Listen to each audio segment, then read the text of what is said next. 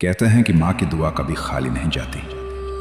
पर क्या कभी सोचा है जब वही माँ अपने ही संतानों के हाथों बेघर हो जाए। नर्मदा ने 80 साल तक जिस घर को अपनी ममता से सींचा, आज उसी घर के दरवाजे उसके लिए पत्थर बन गए। जायदाद के बंटवारे ने बेटों को इतना अंधा कर दिया कि उन्हें अपनी माँ की थरथराती आवाज भी सुनाई नहीं दी। माँ, अब तू हमारे लिए बोझ है। ये शब्द नर्मदा के कानों में किसी तेजाब की तरह गूंज रहे थे।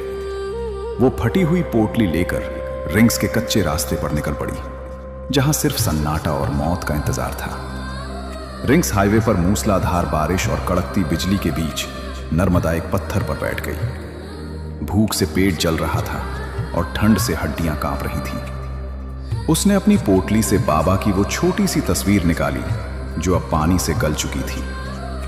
वो फूट फूट कर रो पड़ी। श्याम, अगर तू सच है तो आज अपनी इस मां को उठा ले। मैं अब और बोझ नहीं उठा सकती।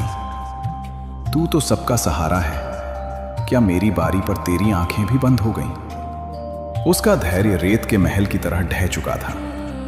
तभी कोहरे को चीरता हुआ एक 7.5 फीट लंबा और विशालकाय नौजवान उसके सामने आ खड़ा हुआ।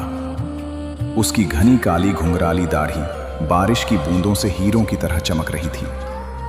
उसने बिना कुछ कहे अपना भारी पीला ऊनी कंबल उतारा और उस बूढ़ी मां के कंधों पर डाल दिया।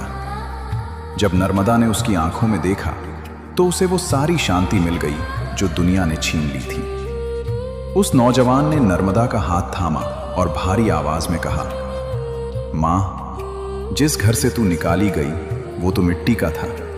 मेरा महल तेरे लिए हमेशा खुला है। चल, तेरा बेटा बुला रहा है। सुबह की पहली किरण के साथ जब नर्मदा की आंख खुली तो उसने खुद को खाटू मंदिर के पास एक धर्मशाला में पाया। बगल में ताजा खाना और वही पीला कंबल रखा था। जब वो कांपते पैरों से मंदिर के गर्भगृह पहुंची और बाबा श्याम का श्रृंगार देखा तो उसकी रूह कांप गई। बाबा के चेहरे पर वही घनी दाढ़ी, वही बड़ी आंखें और वही मुस्कान थी जो उस रात हाईवे वाले नौजवान की थी। नर्मदा समझ गई कि उसके बेटों ने उसे छोड़ा था, पर उसके सांवरे ने उसे हमेशा के लिए अपना लिया था। दोस्त, तुम्हारी लाचारी बाबा श्याम के लिए एक आमंत्रण है। जब सब हाथ छोड़ दें तो समझ लेना अब वो हाथ थामने वाला है। अगर इस कहानी ने आपकी आत्मा को छुआ है तो कमेंट में जय श्री श्याम लिखें और इसे उन माँ बाप तक पहुंचाएं जिन्हें आज हिम्मत की जरूरत है।